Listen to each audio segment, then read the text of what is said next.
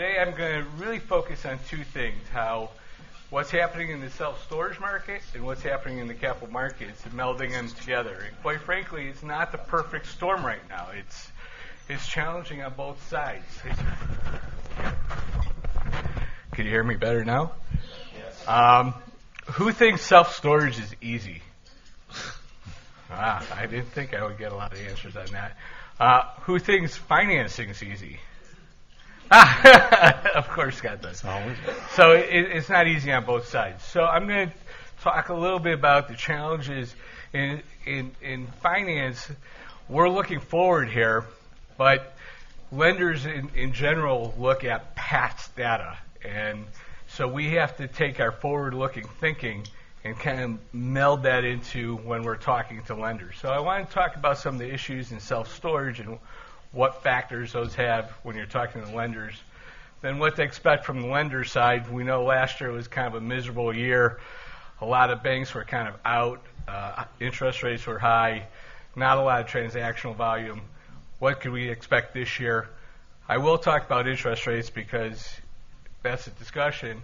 But the conversation I always get is, what are current interest rates? And just like self-storage, there's so many more components to financing than just the rate. So you really have to look at the big picture.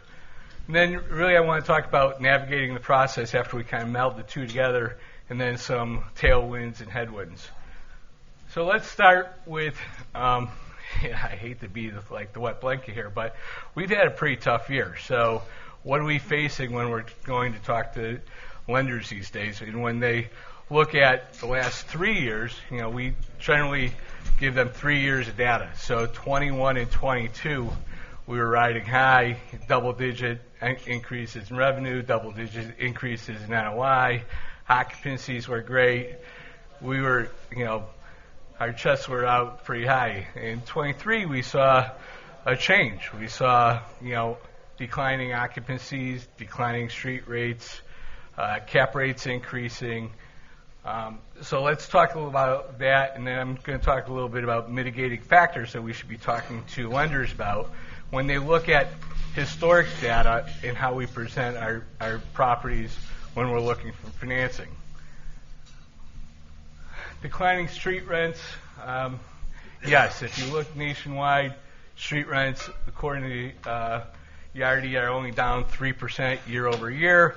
But we know, depending on what market you are, I've had conversations where, some of the street rents are being pushed 15, 25% below what they used to be, and sometimes even more depending on the market. A lot of this is driven by, the algorithms of the REITs. As we know, they're a little different than the people in this group in the sense that they're pushing rates down to keep their occupancy up, which changes the dynamics. Anyways, we'll talk about street rents and occupancy. They go hand in hand, right? If occupancies go down, street rents go down. So there's really 4 reasons I think we have to focus on why street rents and occupancies are going down. So 1 is supply is up, right? 2 is the consumer demand is changing because we're in a post-pandemic era. So, things are kind of back to whatever the new norm is. 3 is the housing market and migration has affected this industry more than any other factor. Both new home sales and existing home sales are at a 30-year low, and that's affecting the residential portion of self-storage. And lastly, as I mentioned, I think street rents pushed dramatically by the REITs are having effect not as much in occupancy but on street rents. So when we're talking to lenders, I think it's important. I'm going to drive this many times today. Lenders today are sizing loans on debt service coverage. And underwriters are going to try to figure out what your gross potential is, right? And if street rents are down and they're trying to figure out gross potential, you got to show them that self-storage is not static. And in fact, as the doctor mentioned earlier today, even in 21 and 22 and 23, where things were not as normalized, there was still seasonality. And many expect that 24 will show seasonality is back, and hopefully in second and third quarter of this year, we'll see seasonality back. We'll see occupancies go up. We'll see rates go up. So I think the point here is when I give a package to a lender now, I show them 24 months of information on street rents of the market in addition to the 24 months of street rents for ourselves, because I want to show the lender it's not me, it's the market. And in fact, we're doing better than the market, hopefully.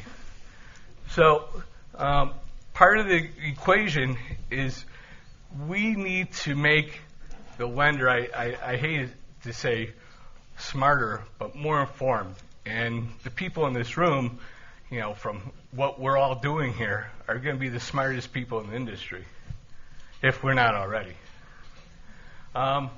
Declining occupancies.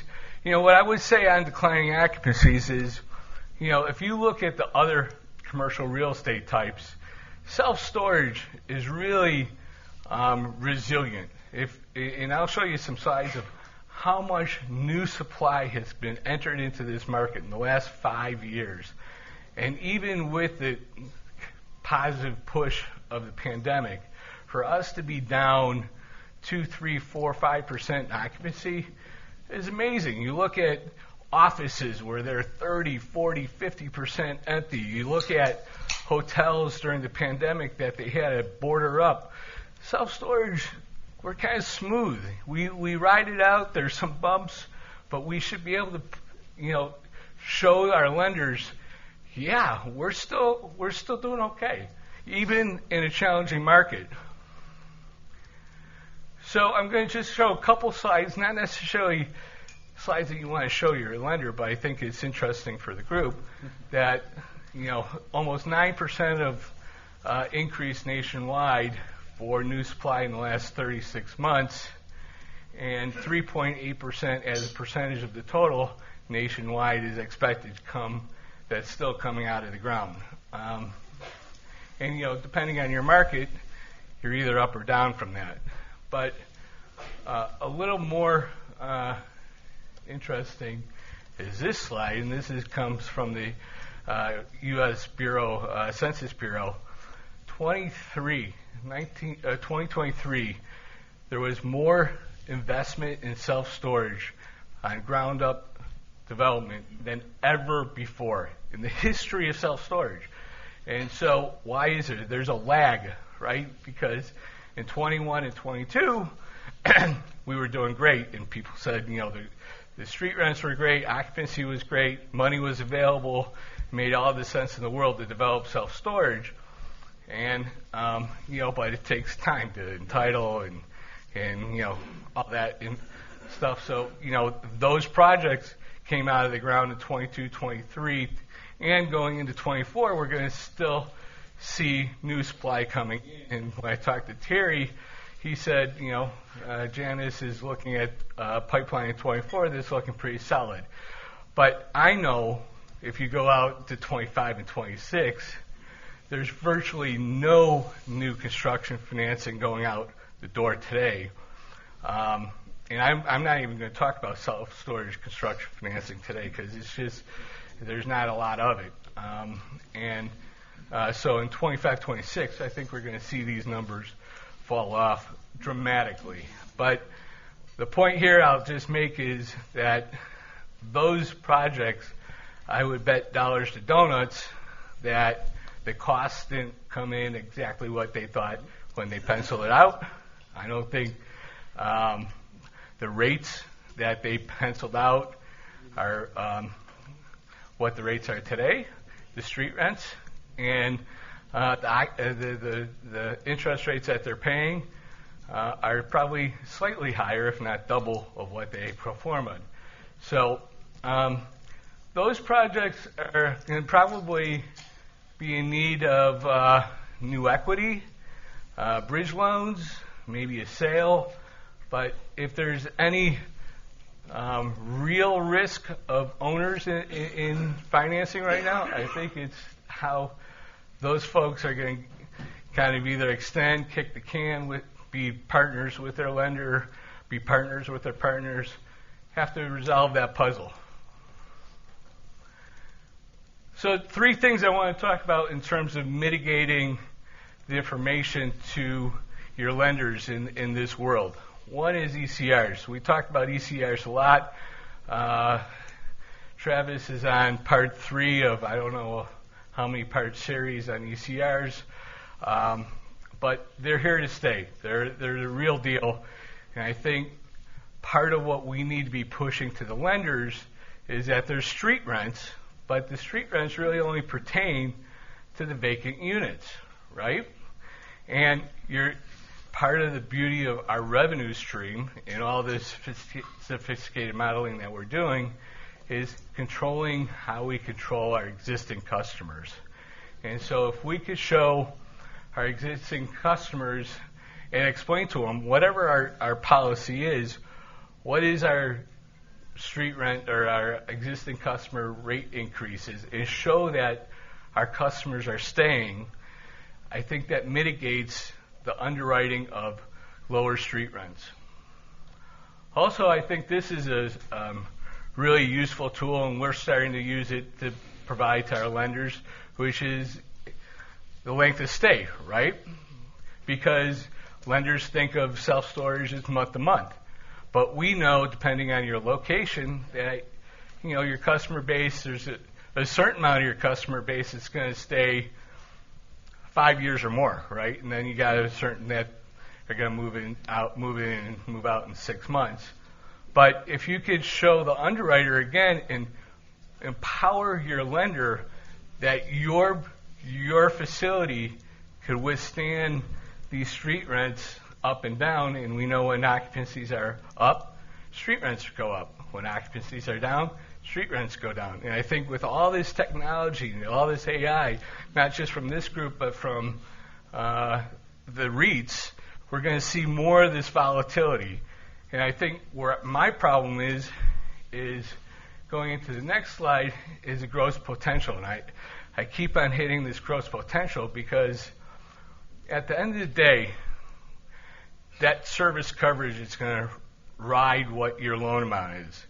And if you have an underwriter that's going to look at your gross potential and give you a haircut, then your loan dollars are dramatically going to go down if they get too focused on street rents. So again, what I'm doing now for presentations, instead of using street rents and gross potential based on street rents times your total unit base, I'm using your actual rent of the units you have occupied plus the vacant units at street rent. And what that does is smooths out your gross potential over time, and you don't get these economic occupancy numbers that are 105% that scare the crap out of the underwriter. So I did want to talk about cap rates just for a minute. I'm not going to steal the show from Jay and John, but cap rates went up, and I actually don't think the rise in cap rates is a big deal because, except for it is a big deal. Let's see if I get the arrow here. The lull there, while money was free and cap rates were... Hit the green line. Green line. There we go. That little lull was not sustainable. I don't think we're going to get cheap capital like that for a long, long time. And if we do get cheap capital, that means there's other issues that we have to worry about. But I think this kind of flat line here, where it's, cap rates are plus or minus 6%, I think we should be in that mindset for a while. And I'll let the brokers talk more about cap rates and kind of transactional value, but from my standpoint, cap rates did not go up in commensurate to cost of capital.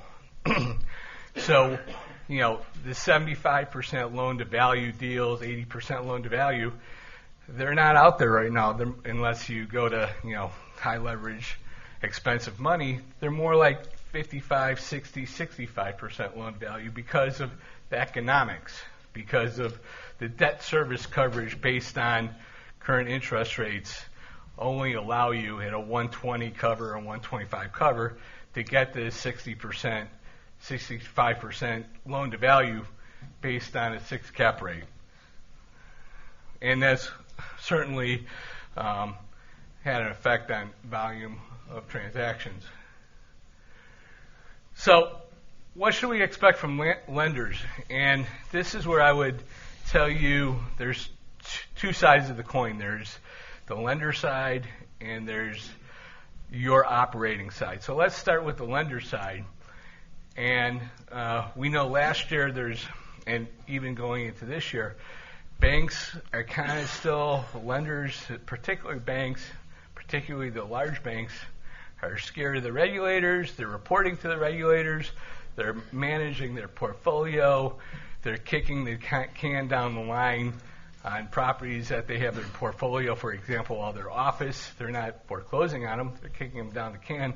What does their portfolio look like? What are they lending on? And to me, in an environment like this, before you even get to rates and terms and things like that, you need to be interviewing the lender you're talking to see if they could deliver. And you have to really dive into talking to your loan originator or relationship manager and kind of get a sense if they're lending and really, are they really lending? And then more important than that is who you're dealing with, how much control do they have in getting you a deliverable loan. And the last thing any of us want is some rah-rah person in front saying, oh yeah, this is a great rate, we want to sign you up, we'll get this done.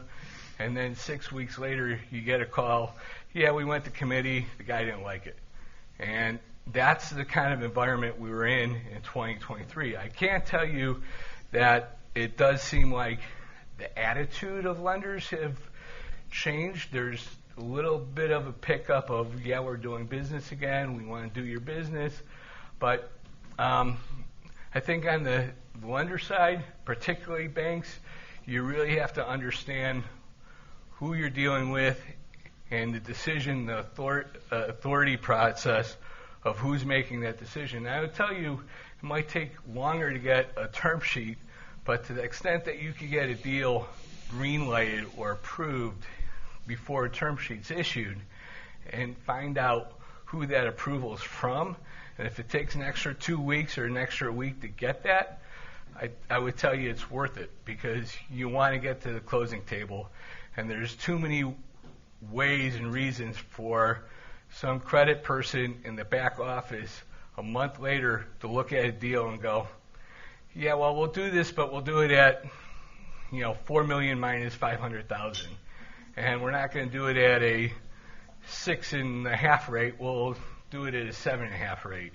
And those are the kind of conversations that, unfortunately, I had personally been involved with on a couple deals, even with $5 billion of experience under my belt in 23. The other side, again, debt service coverage. So,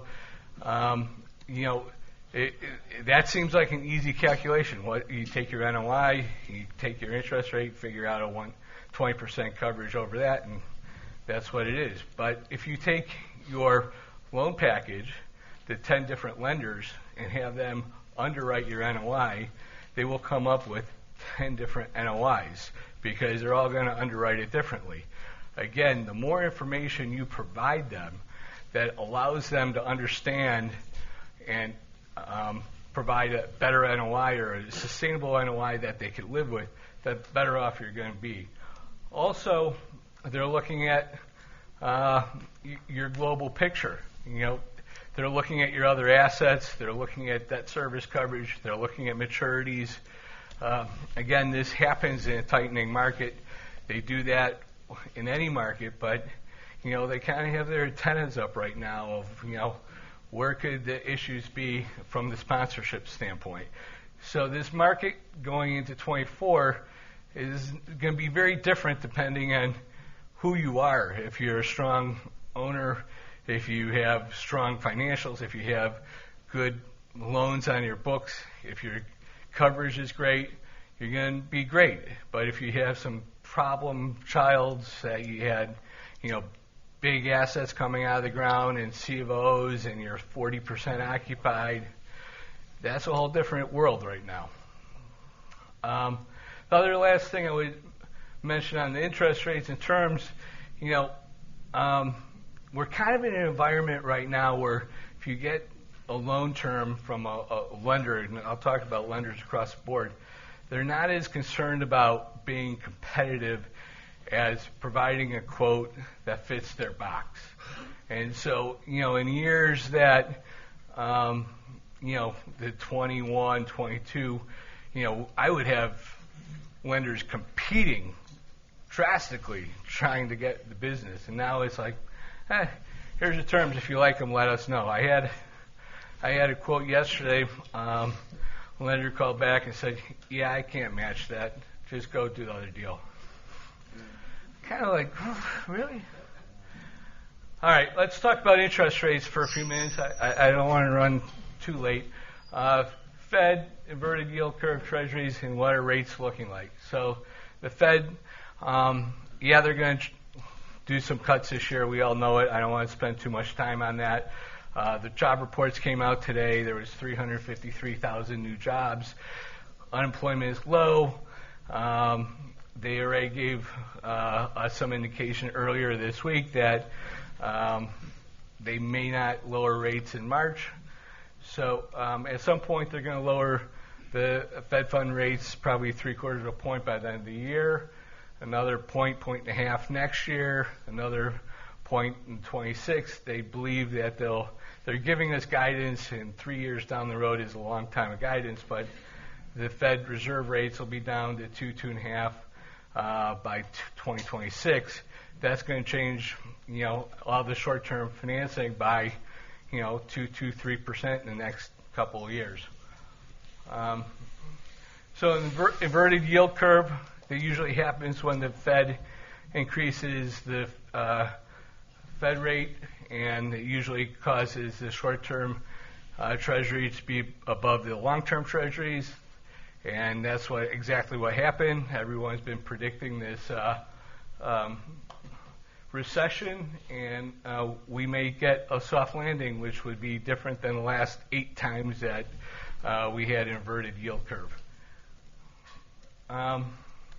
So the blue line here is showing you where our rates are. The 10-year and 5-year Treasuries today are about 585, 579. They actually came down 15 basis points since I did this slide last week. And so it shows that not long ago in October, rates were up at over 5%, and now they're already down to 385. But this is all of 2023. And, the market's called the market for a reason, because rates go up and down. So I wouldn't be surprised if 2024 actually doesn't look much different than this, with, the 5 and 10-year Treasury being, in the 350 to 450 range, with maybe, some offshoots, but I can't predict that. This is kind of interesting because the green line is the 5-year Treasury, and the red line is the 10-year Treasury, and there was an inversion on the 5 and 10-year Treasury as well until just recently, where the 10-year Treasuries now cost more than 5-year Treasuries. And I anticipate that variation will continue to trend out this year. So these are our rates, and mortgage rates are comprised of 2 things. They're comprised of the index plus the spread. And so I just kind of indicated to you that I don't think the indices for the Treasuries for the longer term rates are really going to move much. I also indicated that on the floating rate that we're going to probably see 0.75% decrease over the course of 2024. So I'd like to just spend a couple minutes on the notes that I took and explain myself. So in terms of floating rate, they kind of start at 7.6% right now, and they go up and they go up to about 8.8%, and that's for mostly construction loans. And bridge loans, really, you're looking at almost 9% plus, because those are SOFR typically plus 350 and more. So short-term money is expensive. But one tool that I'm seeing used is swaps. So with the forward curve coming in, and I don't want to get into it too much, but you can swap a 5-year variable rate deal and change your spread, your index from 534 to 383, essentially reducing your rate almost 1.5%, going from variable rate to fixed rate deal right now. And you go from, call it 4% to from 534, again 1.34% on fixing a 3-year deal. So there's some tools out there for that. So on 5 and 10-year kind of bank and credit union deals, we're seeing loans at 6.25 to 7.5 kind of all-in rates. And one of the things that I would tell you is life insurance. If they like your deals and your deal falls into life insurance, you're probably in the high 5s right now. And CMBS, I think that's last year. CMBS was kind of a product that didn't really exist. There wasn't a lot of demand for 5 and 10-year money at 7.5%, 8%. And I will tell you I think that CMBS non-recourse money is going to come back. I just got a quote yesterday where spreads have come in almost 75 basis points from where they were last year. So I got a quote yesterday for a $14 million deal at 199 over the 10-year Treasury, which puts it at 584, 10 years IO. And I think that's going to gain some traction in the investment world. There's also 5-year money in CMBS, which is all interest only as well, which is pricing out in the 640 to 650 range. And CMBS is also doing a situation where for you to get a lower interest rate, you could buy down the interest rate. So for a 5-year deal, if you pay an extra 1%, it'll buy down your rate by 25 basis points. So a 650 rate goes down to 6.25 rate, and you get more dollars because they're sizing to a debt service coverage today versus debt yield. But this conversation is way too short for me to get into details. I just did want to let you know that there's some creative ways to work around the system today. Real quick, we all kind of know the capital sources. Banks today are looking for deposits. They're looking for relationships. I will tell you on relationships, in my experience, relationships are a one-way street with lenders, particularly banks. They want a relationship until they don't want a relationship. And it only takes a couple bad assets in your portfolio or a change of mix in their portfolio, change of management, and then you get a call saying, could you find another lender? So I'm a big proponent of be loyal to your relationship, but also kind of look out on the side window to see who else is lending. CMBS, like I said, They're going to come out of the woodworks this year. I think you're going to see more CMBS deals. Life companies are solid as steel. They have the money to lend. They lend cheap money. If you're a property and a sponsor that fits their mold, they're open for business. Private funds, I kind of think of private funds as think about water. Water always finds that hole in the system, and you could, during a flood, if you have everything set up, water still finds that one place to get through. And so, private lenders, they're there to lend if everybody else isn't lending. They'll lend. It's just going to be, figuring out the economics of making a deal work at 9% plus. It's going to create some equity deals. It's going to create equity infusion, JVs. They're tougher deals. I don't have enough time to talk about them in detail. I'd love to, but in a half hour, that's the deal. SBA lenders are based on prime at 8.5. I don't advocate doing a lot of SBA business this year. So, given that, how would I navigate a portfolio? How would I navigate if I'm you? And I think one of the things I've been so impressed with in the last 2 days is this group is starting to talk more about navigating your portfolio, right? And getting the tools to navigate your portfolio. And that's exactly what you need to do, because not only are you navigating the operations of your portfolio, but you're navigating the operations for the eventual either sale or refinance of your properties, because that's what's going to fuel the capital that you need to keep going, right? So navigate your maturities, ability, prepay. Think along the lines of what your portfolio looks like in 3 years, 5 years, 10 years, and kind of plan that out. Again, start with your relationships with your banks.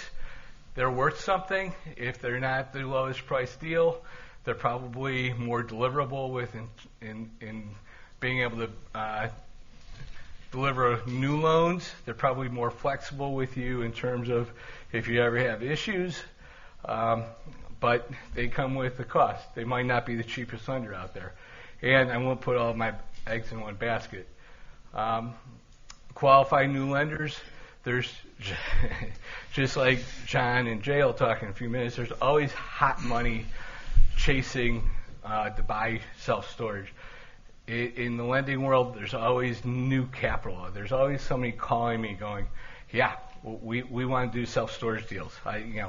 This company that I got a quote from yesterday, they're like, we can't get enough of this. Last year, they weren't even in the lending business. So, capital changes. Be realistic. Talk to me. Talk to other people in the finance business to kind of find out what the markets are at any point in time, so that you're not going out to the lender asking for something that really is out of the box in any given market. Fixed rates. There is a difference in some lenders will provide fixed rates on kind of a conventional basis and fixed rates on a swap basis, which have different prepayment penalties. The swap basis fixed rates are usually, 25 to 50 basis points cheaper. So there's options that you have to think about. And again, there's creative solutions beyond kind of what comes out of the box.